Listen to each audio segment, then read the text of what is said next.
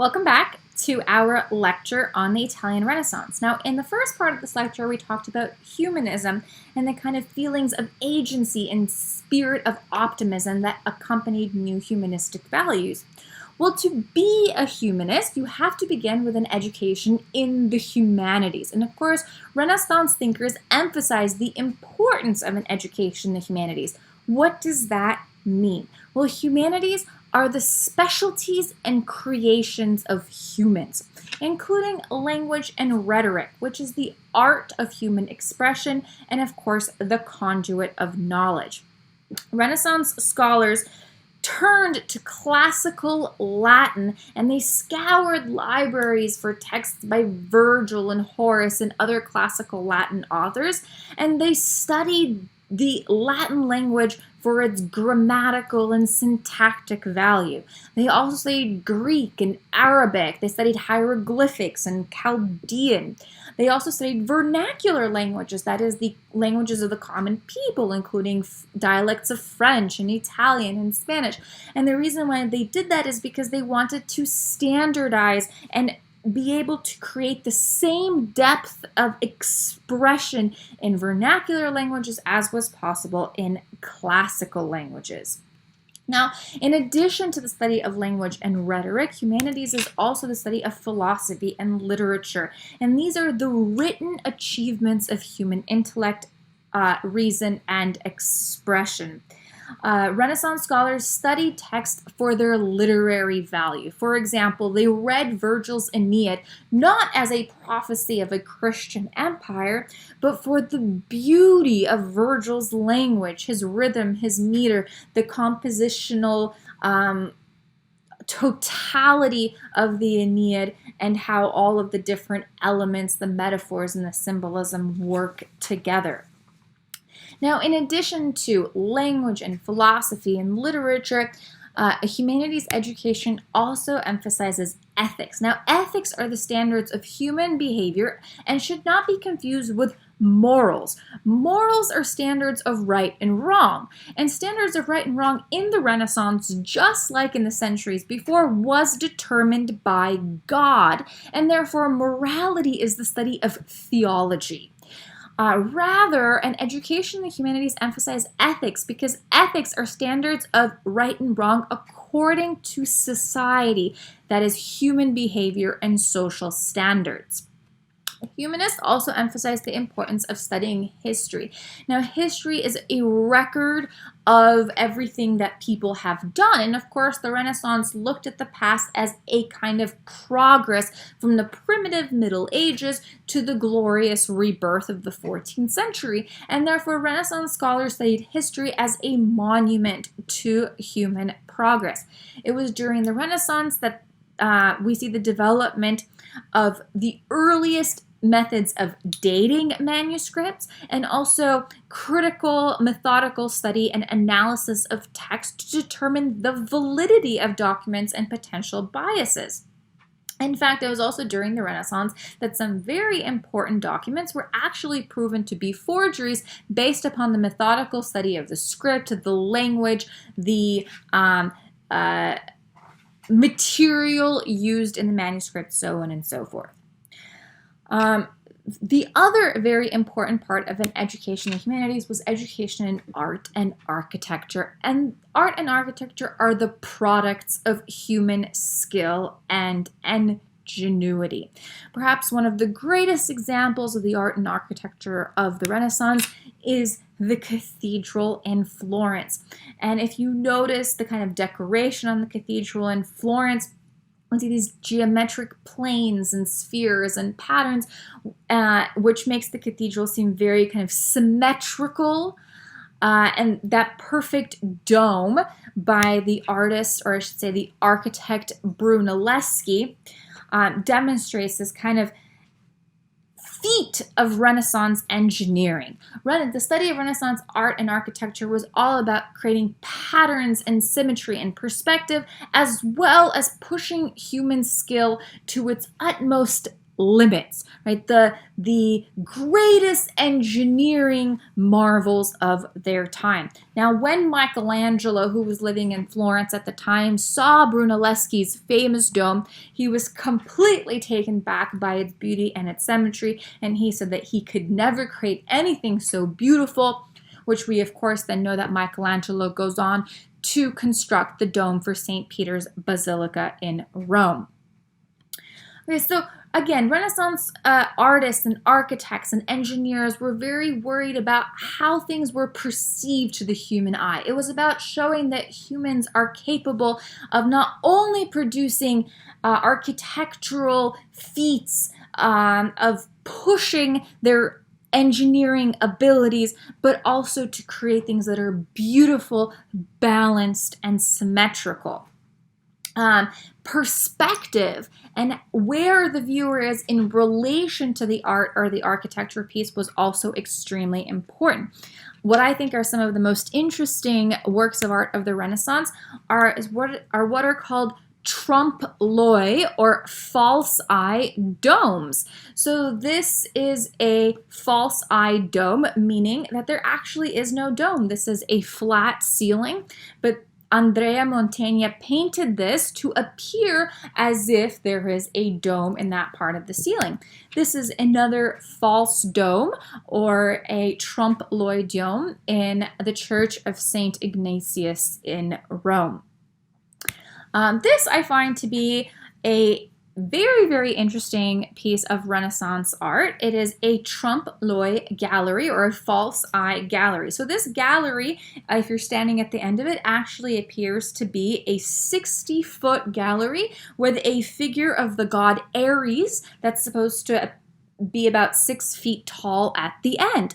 But the ceiling and the floor actually come together. The ceiling drops and the floor rises, creating a false eye impression. This gallery is only 24 feet long as opposed to 60, and the figure in the back of Ares is actually only 2 feet tall. So you can see how Renaissance artists and architects are playing here with perspective. This is also very important because they're incorporating the viewer into their artistic production, right? This art is made with the viewer in mind, where the viewer will stand and how the viewer will accept the art piece. Now, while an education in the humanities certainly focused on human achievements and human creations, that does not mean that there was a rejection of religion or God or the church during the Renaissance. In fact, all Renaissance writers and scholars and artists were deeply religious. And if you think about some of the quintessential examples of Renaissance art, these art pieces are steeped in Christian motifs. What the incorporation of humanist thought did is it changed the role of religion in society as well as the way people approached the study of God and theological truths. Religion became the study of God through his creations. What does that mean? If we think about the Middle Ages, in the Middle Ages, scholars or theologians began with the Bible. Using the Bible, they would then come to certain ideas about God, and the study of man was secondary to the study of God. Humans were only studied as God's creations. And thus, the understanding of the human was through the Bible and through God. During the Renaissance, the human took a primary position, and thus the study of the human began, or I should say the study of God began with the study of the human. So according to these new humanistic values, to understand God, to understand God's plan, we have to begin by looking at humankind. That is God's most wondrous and ultimate creation, as Mirandola had said. The Renaissance is also often referred to as a time of secularization. Secularization quite literally means the movement away from religious truths towards worldly truths. But that is only partially correct. because what the Renaissance emphasized is a kind of division between the truths that we can get from the world and the truths that we can get from divine understanding. And so Renaissance scholars emphasized the search for human answers to human problems. For example, if there's a problem with one's government, then what one should do is turn to reason and human capabilities and study different governments, as Machiavelli does, for example, and find human solutions to human problems. Government is a human problem. But there are also problems or challenges in the world that human solutions cannot answer. For example, death. Right, and that is the fear of death is not something that a human solution or humans can answer. And so in that case, it is one must turn to God. So divine answers to spiritual problems and human answers to human problems. Perhaps one of the greatest examples of Renaissance art is the Sistine Chapel. And of course, the Sistine Chapel was commissioned by the Pope of Michelangelo. So as you can see here, the papacy and the church were great proponents of Renaissance art. And in fact, the Pope in Rome was one of the greatest patrons of the Renaissance, and he commissioned this work by Michelangelo. Perhaps one of the most famous parts of this ceiling painted by Michelangelo is the creation of Adam. And I think the creation of Adam does a wonderful job of summing up this kind of new humanist view of religion. As you can see here, Adam is made in the image of God. And therefore, this image is kind of telling us we are not God, right? We are closer to Adam. But as humans, we want to know divinity. We search for God. And the search for God must begin with an understanding of humanity, and that is God's creation. This kind of division of the spheres that can be answered by human solutions and the sphere of knowledge that is specific to the divine also allowed for a combination of themes that were previously not possible. In the Renaissance, and I guess also in Dante as well, we see a kind of amalgamation of Christian and pagan imagery, and we definitely see that in the Sistine Chapel. The sides of the ceiling of the Sistine Chapel are flanked by sibyls, which are pagan prophetesses, and by Old Testament prophets such as Jeremiah and Ezekiel. So we can see here how Michelangelo is combining pagan and Christian themes. And the reason why he is doing that is because as humans, we are not just part of the Christian world, but we are part of the greater world that God created. And when Pico della Mirandola wrote the Oration on the Dignity of Man, he did not write the Oration on the dignity of the Christian man, right? He wrote the Oration on the dignity of all humans. And therefore, God's creation encompasses all humans, not just Christian humans, and an understanding of the world, a true humanistic understanding, has to be much further reaching than only in Christendom. Okay, one of the other important values of the Renaissance is the value of self-exploration and individualism. Here we have the portrait of Francesco Petrarch, and Petrarch is often credited as the founder of the Renaissance and the father of humanism. He was a famous scholar of classical Latin, but perhaps what Petrarch is best known for is the sonnets that he wrote for the love of his life, Laura. And these sonnets would go on to inspire, of course, William Shakespeare. This is a quote by Petrarch. He says, "And what is the use of knowing many things, if when you have learned the dimensions of heaven and earth, the measures of the sea, the courses of stars, the virtues of planets and stones, the secrets of nature, you still don't know yourself?" Now, Petrarch's quote was actually inspired by Augustine's Confessions. According to Petrarch, He was returning to Italy after visiting the Pope in Avignon, and he had with him Augustine's Confessions, and he opened the book, to the quote where Augustine says this. He says, "Men go abroad to wonder at the heights of mountains, at the huge waves at the sea, of the long courses of the rivers, at the vast oceans. Men wonder at the stars, but men pass by themselves without wandering."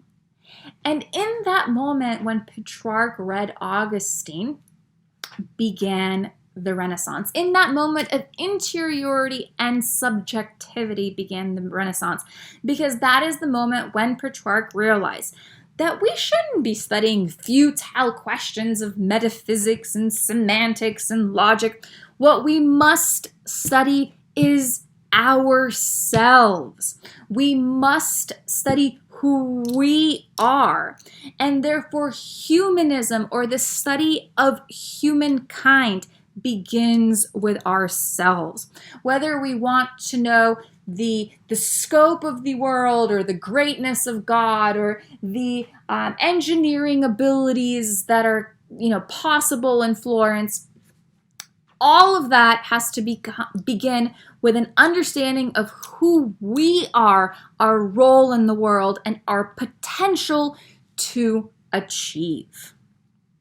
Okay, so how are these values that we have now discussed expressed in Renaissance art? Values such as humanism, individualism, agency, optimism. Well, if we look at Renaissance art, this is perhaps one of the most famous examples. This is Sandro Botticelli's Primavera, or his allegory of spring. And there we have spring in the middle, who is actually Venus, the goddess of love, dressed as the Virgin Mary. So here we have Botticelli once again combining Christian imagery and pagan themes. And she is surrounded by the mythological figures of Cupid and Zephyrus, the nymph Chloris, the three Graces.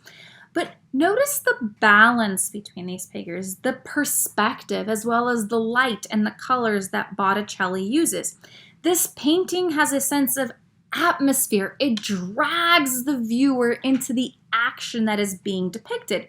In fact, the figures stand in a kind of semicircle that is completed by the viewer. Now, if we compare this to an example of medieval art, okay, here in medieval art, we see symmetry to this composition, but the colors are kind of flat. The perspective is definitely incorrect. I mean, notice the castle behind the women. That is a very low wall, right, for an imposing medieval fortress. But most importantly, this medieval image captures a singular moment, whereas Botticelli's Primavera is telling us a story. The medieval image is a snapshot, whereas the Renaissance image is a narrative.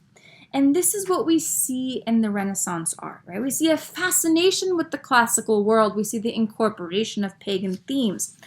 There is an attempt at realism. There has to be an attempt at realism because the Renaissance celebrates the human as the human is in reality. There's also perspective and balance. There's an understanding of proportion and shadow. And the whole image tells a story. It tells a story from the perspective of the artist, and therefore this image is an endeavor of creativity, of the artist expressing his perspective in a creative way. So there's an emphasis on content, composition, technique, perspective, and all of this creates a unique relationship between the viewer and what is being told to the viewer in the painting, right? The viewer wants to know, what is the relationship between these characters? There's very little questions that the viewer could ask in this example of medieval art. Perhaps one of the most famous paintings of the Renaissance that you may be familiar with is Leonardo da Vinci's Last Supper. This painting is in Milan because da Vinci spent a large portion of his life working for the Duke of Milan as a military engineer, an architect, a sculptor, and a painter. Notice the comparison between Leonardo da Vinci's Last Supper and the medieval image of the Last Supper below. Again, da Vinci's Last Supper tells a story. The viewer is interested in what are the characters saying to each other? What are the characters thinking? What is happening? The viewer can feel facts like the viewer sitting at the table. In the medieval image, there is no place for the viewer at the table. The 12 apostles surround Jesus, and again, it is a snapshot. It is not a narrative. And of course, also in the Last Supper, we have to notice the composition, the proportionality. And if we take the Last Supper, we can actually map it out geometrically. And if we look at the geometric mapping, we can see that all of the lines are oriented towards the viewer. This type of same geometric mapping is famous of Leonardo da Vinci's other most famous painting, which is the Mona Lisa today at the Louvre Museum.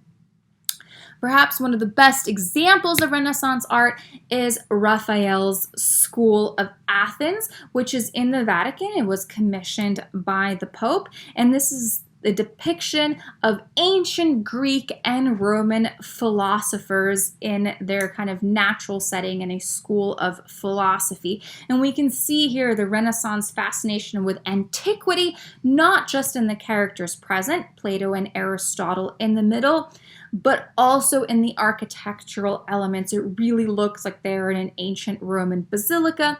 And of course, the perspective, the geometry, the balance, the realism, and the colors are all quintessential aspects of Renaissance art. All right, so let's briefly summarize some of the things that we have covered about the Renaissance. What was the Renaissance? Well, it's very important to note that the Renaissance was an urban phenomenon, and because it happened in the cities, it actually only touched a very small population of Europe, because the majority of Europe at this time, especially Europe outside of the Italian peninsula, was rural and agricultural. The Renaissance was a conscious movement determined by scholars and artists and patrons of art, and therefore it was brought about by assertion. And the Renaissance was moved forward by competition between the different city-states in Italy and the different wealthy families such as the Medicis, the Sforzas, the Visconti, and of course the papacy. And some of the main ideals and values of the Renaissance include a rebirth of ideas and aesthetics of the classical world, humanism, which is a focus on the human and human agency, and of course humanism emphasizes the search for human solutions to human problems, which we discussed as secularization. There is also an emphasis on education in the humanities, which is human creations and potential.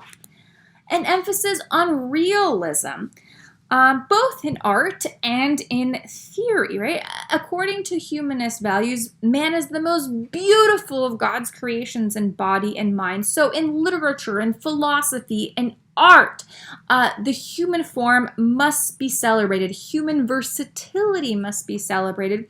And the human should not be abstracted into some sort of conceptual idea, because the beauty lies both in the physical and in the intellectual properties of the human. Individualism. The human being is a thinking being with free will, dignity, and the ability to create and destroy. The individual is not only worthy of being the centerpiece of art like Michelangelo's David, but the individual has the power to affect his destiny, to create change in the world, and to improve his life. Skill and study. Anything we're doing requires study and mastery. These Renaissance artists and architects, they're not just craftsmen, they're scholars. They're scholars of ancient Greek and Roman art and architecture. They're studying everything from medicine to architecture in order to create the types of lifelike and realistic art that they are creating. And of course, perspective and creativity. Man must take a stance and be an active agent of change. Every human has a unique perspective. Every human sees things from a slightly different angle, and that perspective should be expressed in art and architecture, in society, in theory, in politics, right? Everyone is their own kind of creative nexus, and everyone has agency to create change in the world and to improve their lives. Thank you.